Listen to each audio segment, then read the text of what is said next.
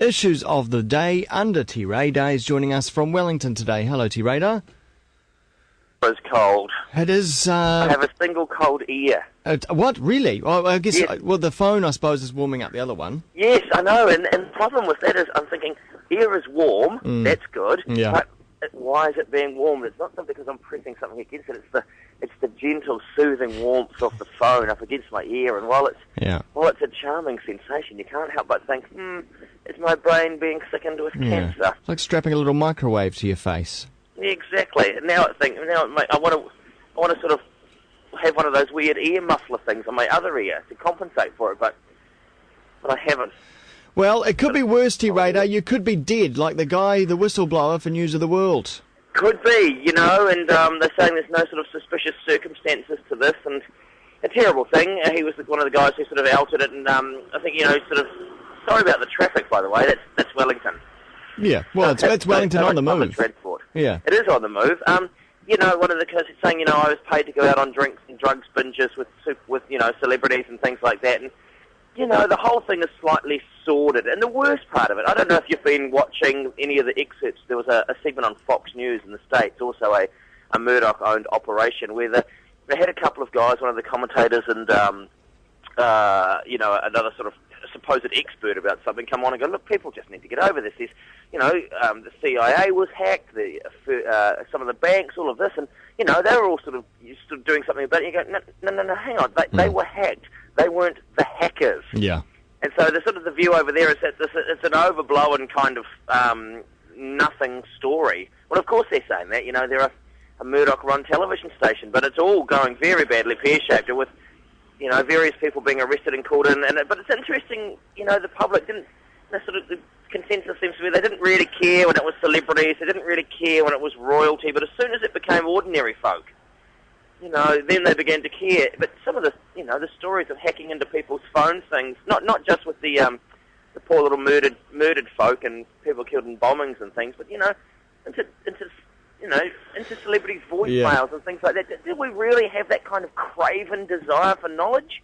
I mean, clearly we do, because it was the biggest selling English language paper in the world.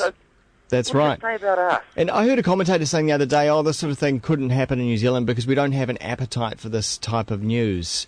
No. I don't know. I beg to differ when I think, is it the Sunday Herald is the biggest selling newspaper in New Zealand? I'm not saying they get into this type of activity, but we like the tabloid stuff, apparently. We do. You look at the sort of the tabloid sleaze of people like Carolyn Ming-Yi and people like that were coming out of that paper for a while. Just, get on into things and just thinking, we don't need to know that. But T-Radar, as a media story, it's pretty exciting. I mean, we don't know what's going to happen next. This could take down the Prime Minister of England. Well, it could well do, and I tell you what, the media loves nothing better than a story about other media, because then they can become more sanctimonious and self-righteous. We don't do that. But, and it is one of those stories. I wonder if people themselves, if you're sitting out there and listening to this, you're bored of the story yet. You're sort of thinking, not much I can do about it. I want to concentrate more on something that's a little bit more pertinent, like whether or not I'll be charged a capital gains tax on my investment property. Yeah, true that. No, to be fair, I'm not thinking that. I don't have an investment property, nor indeed, I suspect, do you, Wammo? No, I don't. We're fine. Let's just for a moment stay with media, though. Let's look at plagiarism in local media. Close Up has been accused of copying a story. It's outrageous. It's been going on for a long time. I've heard stories. Journalists, they get stories in from overseas and they simply revoice them. Yeah. So it's exactly the same footage. It's the same thing. They copy out the voice and they put their voice on over the top of the foreign journalist to give it a local feel, to make us feel as if we've got someone on the ground. I mean, I find that despicable. Yeah, it's bollocks. I'm all, as a documentarian and, and a media sort of commentator, I think there should be a certain amount of ethics in the media. And while there may be people prepared to accept that, but Close Up has gone one further this week. What they did was there was what they defined as one of their affiliate stations in the States did a thing on, and the beautiful irony of this is it was what is made in New Zealand campaign sort of story. Yeah. They went out and they got a story from the States. They shot it, scene for scene, voiced it over word for word, exactly the same as the American story.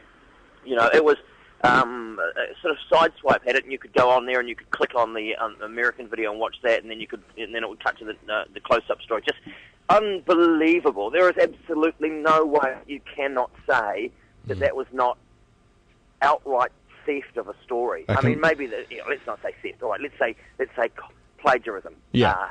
And as I say, ironically, about a story to do with what people had in their houses that were made in New Zealand. Well, clearly that story wasn't.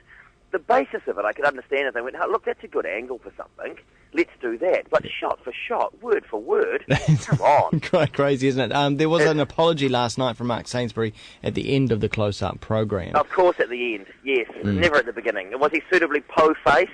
I didn't see it, but No. But apparently he did put the emphasis on New Zealand. That was New Zealand close-up, apparently. There was the emphasis on that at the end, yeah. Yes, not our close-up, not our newsroom responsibility. So I suspect heads won't roll. The public will have forgotten about it in a couple of days, and they'll, people have moved on. Well, that's right. Until the next one. Close-up? I'm not entirely sure. I suppose they do. Yeah, well, the masses still do. Yeah. Let's move on to sort of staying with the same realm of ownership issues. DB still own the name Radler in New Zealand.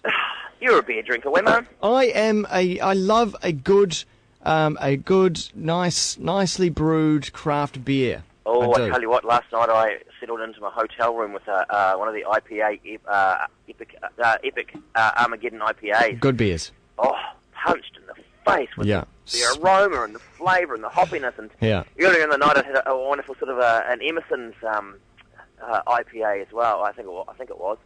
Just beautiful beers, craft beers. Now, obviously DB want to get in on the craft beer market. They put out a Radler. Essentially, it's a shandy. Yeah. It's a fruity shandy. Yeah. It's a style of beer. It's like if I was to say to you, I'm going to put out an ale or a pilsner or something like that. But what they did was they copyrighted the name Radler, which meant that anyone else who wanted to put out a Radler-style beer couldn't call it a Radler.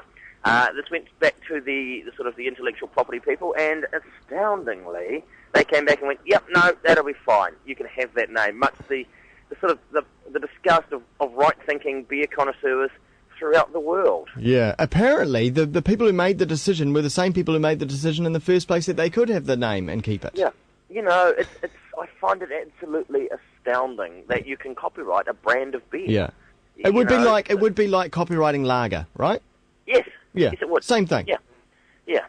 So they've gone out and sort of done that. So obviously there's a bit of a backlash against this. Your craft brewers and various others are sort of saying boycott your DB products. What do they put out? I guess the closest they would get would be the Monteith's range. That's a DB one, isn't it? Yeah. Yeah. A little I know. Well, that is the lost in the ether. I think it's the Monteith's Radler that has been copyrighted. Of course it is. Yeah, absolutely. If you are going out this week, make a little bit of a protest. Go and buy a craft beer, and particularly look this year. We've got all of these people coming to this enormous sporting event that will eclipse everything for the rest of the year. Let's introduce them to some of our wonderful craft beers, particularly those folks from England. They love their sort of local ales and all of that kind of thing. So. Yep. If you're stocking your fridge up, head down to your local bottle store and see if they've got craft beers. If they don't, ask them to get some in. If they won't, find another bottle store. Exactly, and same with your local bar as well. Make sure they get a craft beer on tap. Look, absolutely. One of my favourite ones down in Dunedin, Inch Bar. Have you been into the Inch Bar in Dunedin? I haven't in Dunedin, no. Tiny little bar about the size of a single car parking space, all the Emerson's range on tap. Oh, beautiful. And isn't it a delight? I can understand in these tough economic times, you get a lot of money from the big brewers to put their fridges in, put their taps in, and, all of that sort of thing, but, it'll be nice to have it. Heineken's the worst of all, I think. I was seeing somewhere the other, not Heineken, they're pretty bad. Stella's out there, all of those sort of ones, you've got to do the correct this and the correct that, and they send people around to test you, and, it's ludicrous. All of them, ludicrous. Buy something local. Bad beer is the enemy, Mr. T. Radar. Look, bad beer is it's the enemy of culture. Indeed. Really, it sort of diminishes us as a people. All right. Well, hey, you're off for the next few weeks. I am. I'm off to Tonga this afternoon, and then Samoa, filming a series about the Pacific over there. So I shall think of you all as I struggle to work in that oppressive heat. Thanks, T. Radar. And we'll speak again in a couple of weeks. Hopefully, things will have improved in the world. Look forward to it. See ya. All right, Wammo.